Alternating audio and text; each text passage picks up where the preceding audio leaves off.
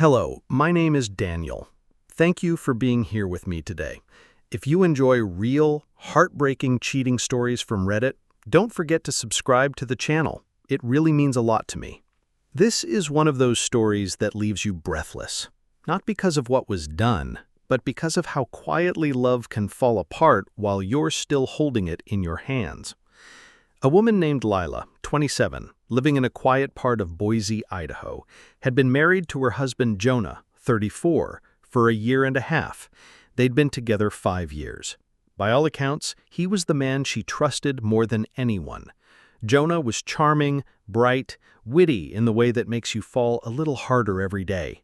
Lila believed in him, believed in them.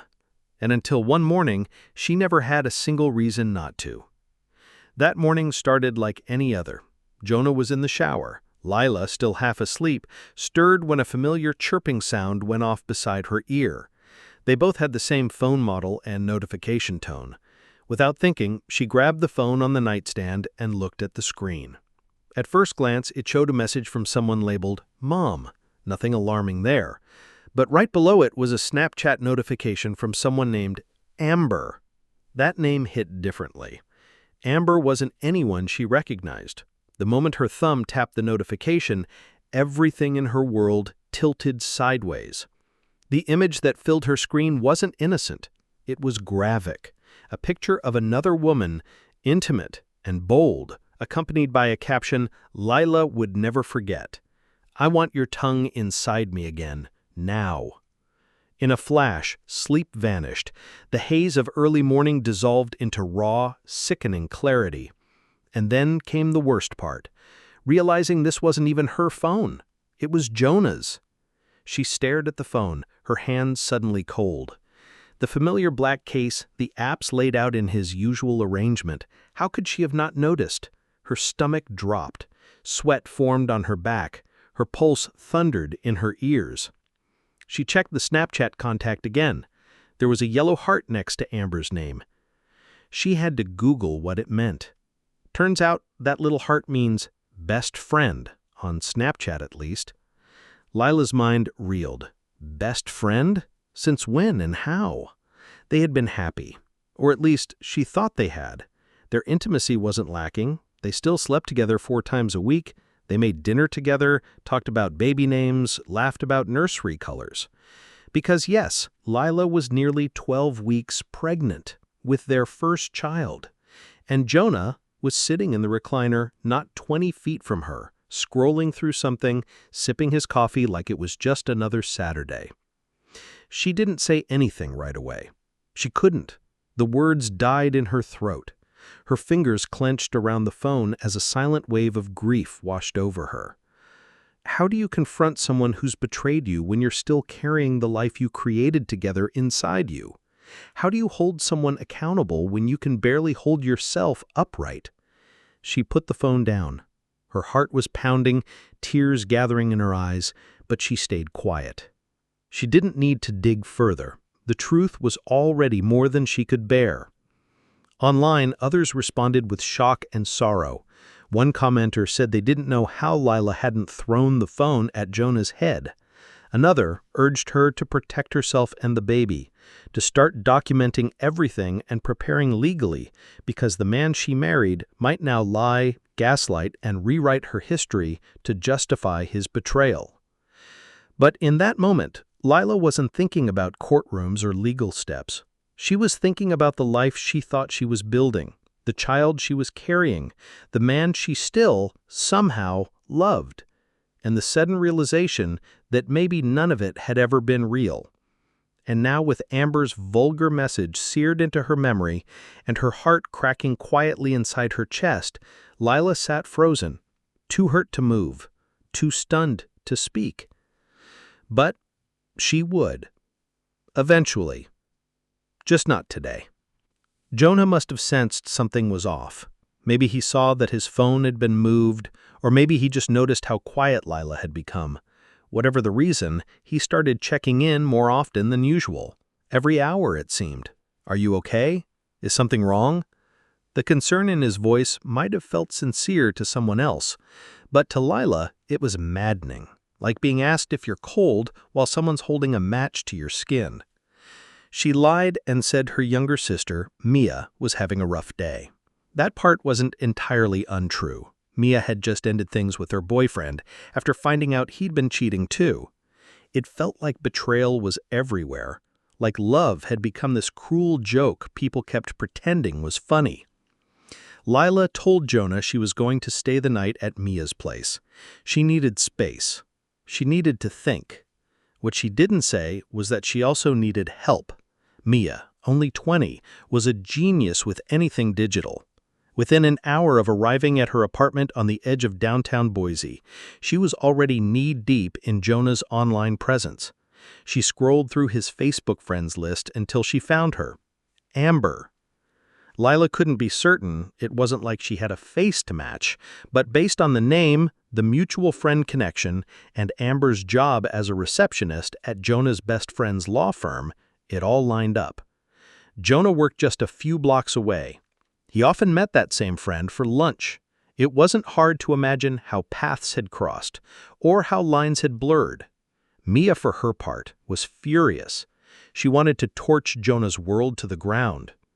But Lila, though no less shattered, chose to respond differently. Not because she wasn't angry, but because she didn't want her child to grow up watching her mother unravel. She was determined to face this with the same quiet strength her own mother once taught her, the kind of strength that doesn't need to raise its voice to make itself heard. That night, Lila called her uncle, Vincent, a divorce attorney based in Boise. She didn't give him many details, just asked if they could meet the next morning to talk about something urgent. He agreed without hesitation. The next day they'd sit down and she'd start preparing for the next chapter, however painful that might be. Before bed, she read through more messages from strangers online. People who didn't know her, but still offered comfort and strength. Their words wrapped around her like a worn blanket. Somehow, it helped. The following afternoon, Lila confronted Jonah. She kept her voice steady as she asked him calmly, "Who is Amber? And why is she your best friend on Snapchat?" Jonah's face paled. She could see him scrambling for a story, rehearsing lies in real time. He started talking fast, rambling, said she was someone who worked with his friend that they'd met a couple of months ago during a lunch outing. He claimed she was just really into Snapchat, sent motivational posts about fitness, health, that sort of thing. And because Jonah wasn't exactly active on the app, the algorithm must have assumed they were best friends. He even joked, poorly, that sometimes he'd snap back a photo of a greasy burger to poke fun at her kale smoothies. Lila didn't laugh. She asked why he never mentioned her. If Amber was such an innocent, one-dimensional acquaintance, why hide her? Jonah shrugged, said he didn't think it was important. Then came the hard question. Have you ever received anything inappropriate from her? Jonah looked her dead in the eyes and said, "Not on purpose." She didn't move. She didn't blink, but inside, something in her cracked. What does that even mean, not on purpose? She knew what he was doing, backpedaling, laying groundwork for excuses in case she had already seen the evidence, which of course she had. When she pressed for clarity, he raised his voice, said she was acting crazy, blamed her pregnancy hormones, told her she felt like she was on trial. She didn't scream back. She didn't need to. Because deep down, she already knew. Jonah had cheated. And while he stood there trying to rewrite the past, Lila was quietly closing the book on their future. Lila's voice trembled when she asked Jonah to explain what "not on purpose" meant. He didn't answer with compassion or remorse. Instead, his defenses went up like a wall. He snapped, raising his voice as he insisted he didn't owe her an explanation. That sometimes people just send the wrong snap to the wrong person. As if a vulgar, explicit message like that could ever be sent by mistake. Then came the line that would echo in her ears long after this night was over. "I feel like I'm on trial here," he said bitterly. "People warned me you'd get crazy once you were pregnant. I didn't expect it to be this bad." It was the kind of comment that didn't just cut, it gutted. And Lila, who had been trying so hard to stay composed, to hold on to her dignity, finally snapped. She hadn't shouted at him, not yet, but the fury that rose in her chest was unlike anything she'd ever felt. It wasn't the rage of someone being disrespected. It was the devastation of someone being betrayed and then blamed for their own pain. All her life, Lila had been taught to stay calm. Her mother used to say, "You don't need to yell to be heard." Quiet words could carry just as much weight as screams if delivered with certainty, and Lila believed that. She'd lived by it. But this was different. She didn't yell, not really, but her voice was ice when she responded, "You've never seen me this crazy? That's because I've never seen a naked photo of another woman on my husband's Snapchat before." Jonah didn't back down. "You shouldn't have looked at my phone." She stared at him. "It was an accident, but even if it hadn't been, why are you receiving those kinds of messages in the first place? That's the real problem, not me finding them." Then, trying one last time to hold him accountable, she asked to see his texts with Amber. He agreed, but there were no messages. Then she asked for his Facebook messages. This time, Jonah froze. He looked like a child caught red-handed. His eyes dropped, his hands clenched. He said, "No." When she asked why, he started to cry.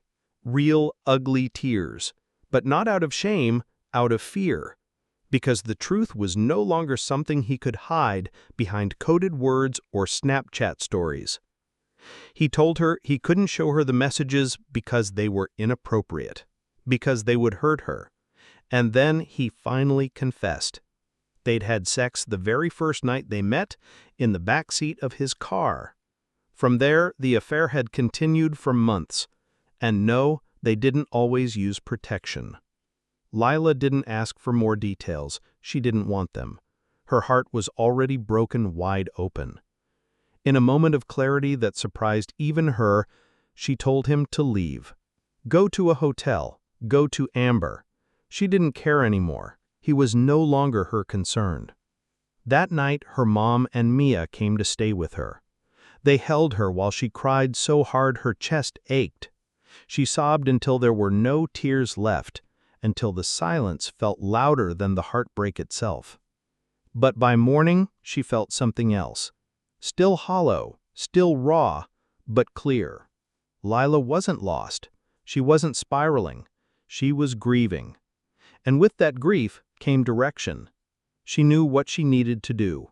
She had a baby to protect, a home to fight for, and a future to rebuild. Alone maybe, but not unsupported. There were a few things she wanted to make clear. First, Jonah wasn't a lawyer. His friend was. And while that friend might offer advice, he wasn't going to be standing in Jonah's corner in court. Second, she wanted to address the messages encouraging her to consider termination. She didn't judge anyone who made that decision. She understood it. But for her, the situation was different. Lila had a stable job. As a marketing manager at a large firm, she worked from home half the time. She had her own income, her own insurance, her own future. She had never been financially dependent on Jonah, and she wouldn't start now. And most importantly, she had love. From her family, from her friends, from herself. This child would be cherished. Even if the father had already failed.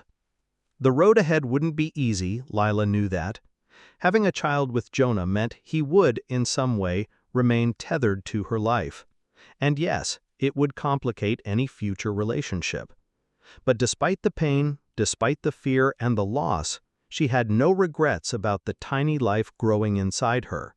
She had wanted this child from the very beginning. And now, more than ever, she knew she was strong enough to raise her daughter alone. Not because it would be easy, but because she had no other choice.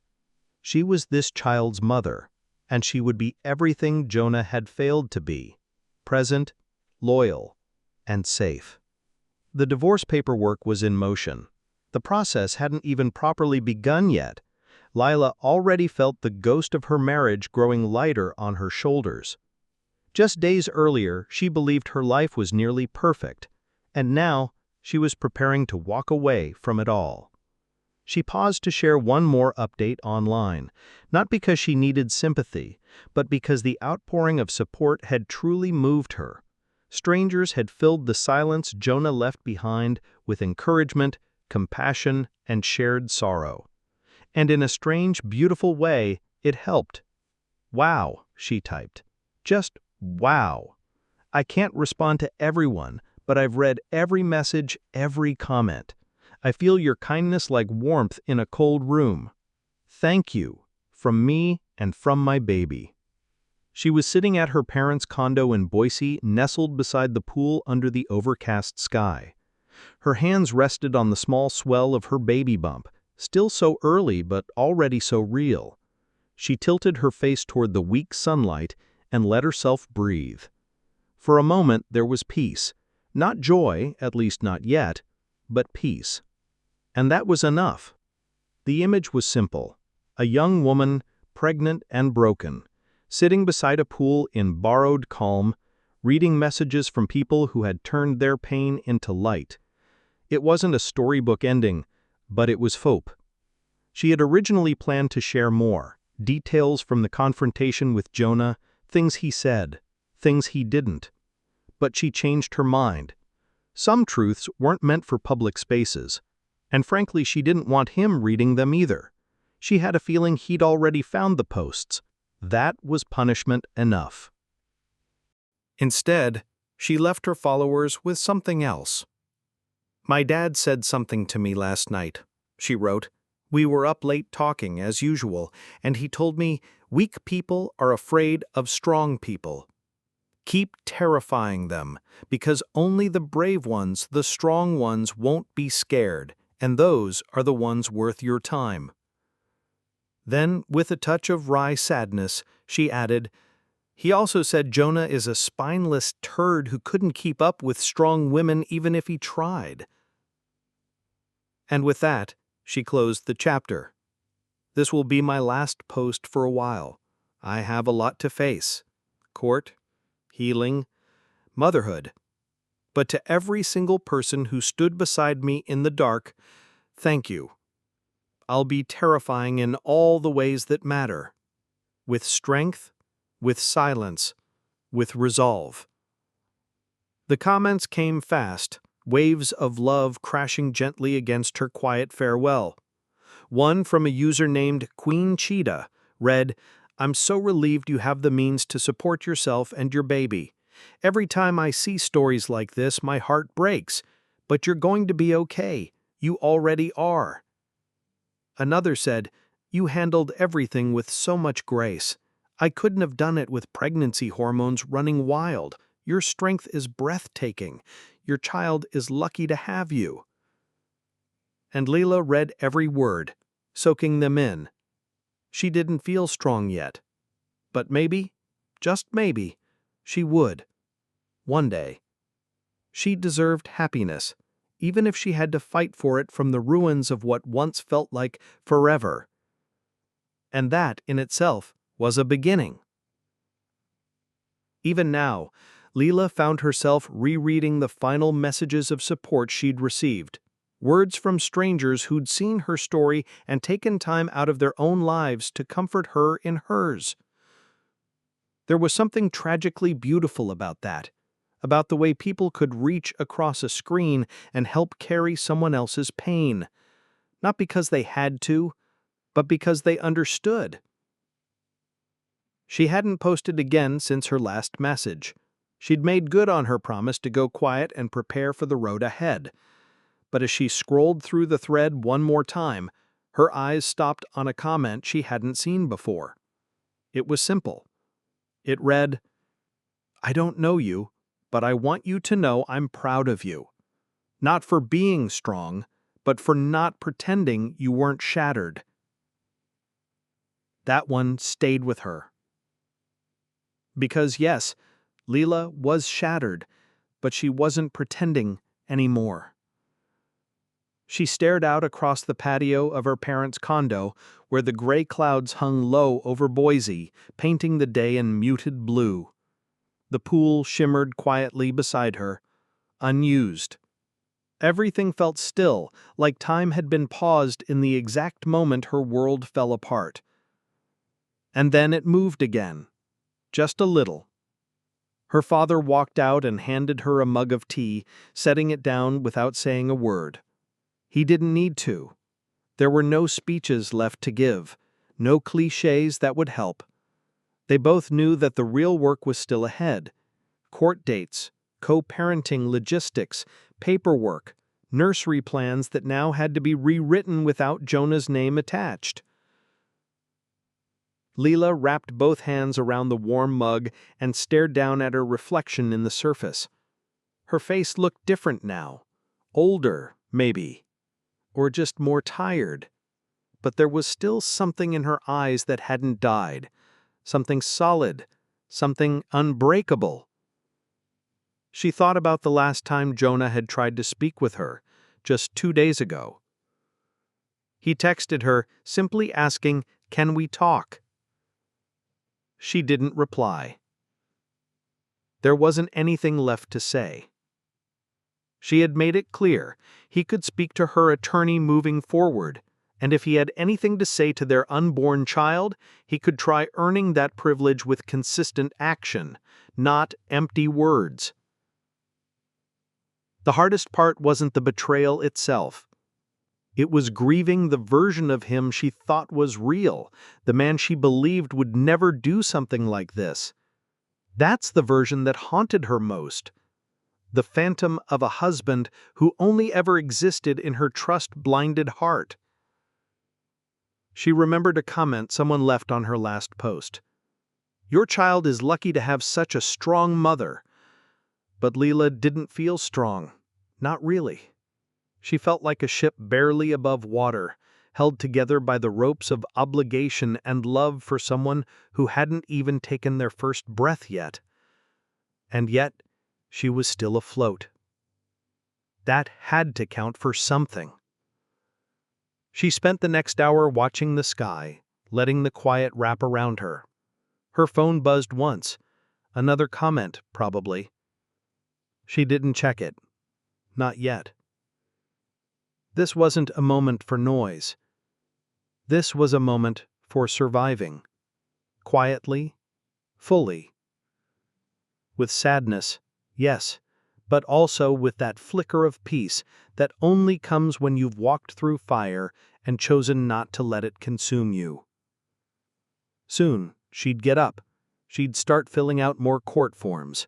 She'd answer emails, call her OB, sort through baby registry items she no longer wanted to share with Jonah. She'd keep walking. Because that's what people like her do. They survive. And someday, when her daughter was old enough to ask, "What happened to Daddy?" Lila would tell the truth. Not the details, not the pain, but the truth that mattered. He made a choice, and I made a different one. She would teach her daughter that heartbreak isn't a weakness, that walking away from someone who doesn't respect you is not a failure, and that silence, when rooted in strength, can be the loudest kind of power. For now, though, she just breathed. The sky remained overcast. Her tea was nearly cold, but her heart, tired and cracked, was still beating. And that was enough to begin again. The days that followed were a blur of silence and low voices in Lila's parents' house. There was comfort in the stillness, but also a quiet ache that never left her chest.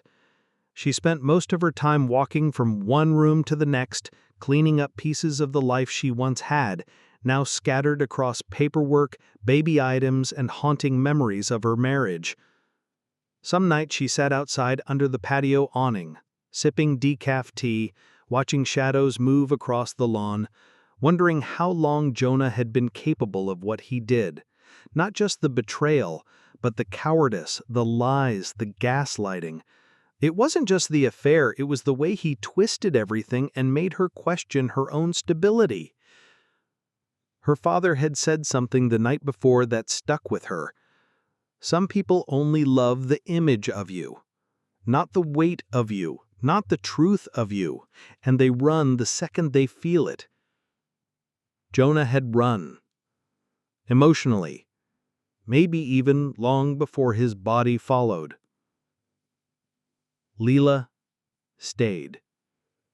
She stayed for her unborn daughter, for the quiet dignity she promised herself she'd never lose, and for the steady hands of her family who were doing their best to hold her up even as she crumbled behind closed doors.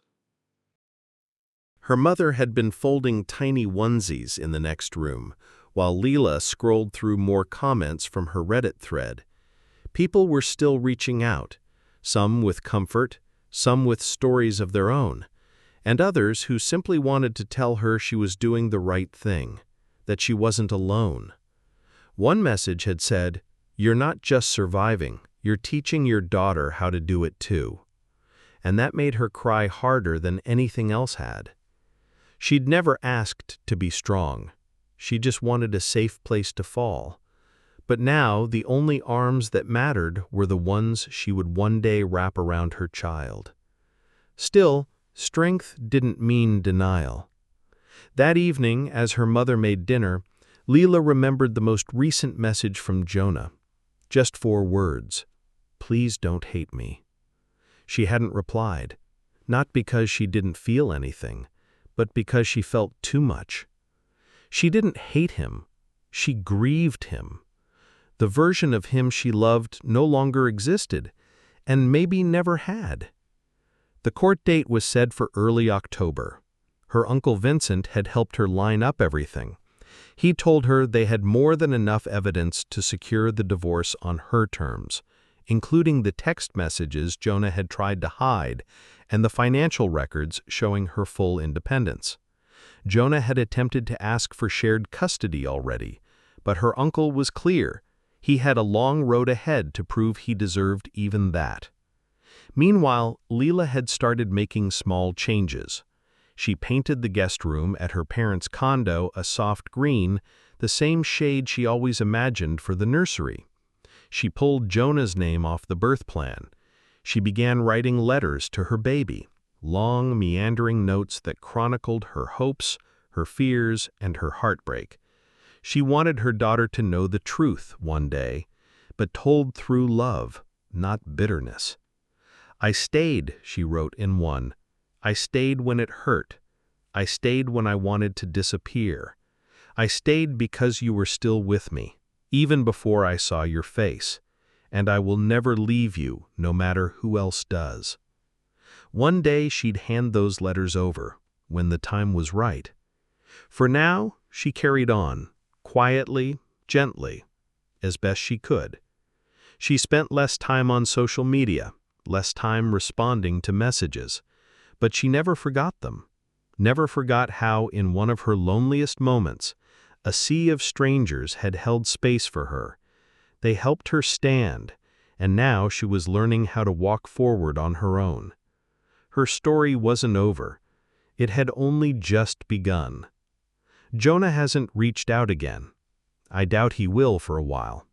Lila doesn't expect anything from him anymore. And maybe that's the saddest part, how easy it is to stop hoping when someone's already emptied the well. She's focused now, quiet, steady. Her life's still cracked, but she's patching it together with slow hands. Amber's name rarely comes up anymore. It doesn't need to. What matters now is the child growing inside her and the future she's building without him. Jonah lives in a rental across town. Rumor is he's seeing someone new, but Lila doesn't ask, doesn't check. Her children don't like the woman, and they're not shy about saying so. That, at least, makes her feel less alone in knowing his choices were never just mistakes, they were patterns. Lila no longer cries at night. She still aches, yes, but she moves forward. And for now, that is enough. Lila's story echoes what too many people go through behind closed doors, discovering betrayal while carrying the weight of new life or shared dreams. It reminds us that heartbreak doesn't always come crashing down in a dramatic moment. Sometimes it seeps in quietly, through a phone screen, a late-night lie, a name you never heard before. If you're navigating betrayal or emotional collapse in a relationship, take inventory of your emotional safety. Do you feel heard, respected, and secure? If not, it may be time to create distance. Gather evidence discreetly, reach out to trusted family or legal support, and protect your finances. Don't rush forgiveness. Don't beg for clarity. Focus instead on boundaries and healing. Journaling, therapy, and leaning into your support system can help ground you. And if you're a parent, present or expecting, remember that your resilience is already shaping the world your child will inherit. You don't need to be perfect, you just need to keep going.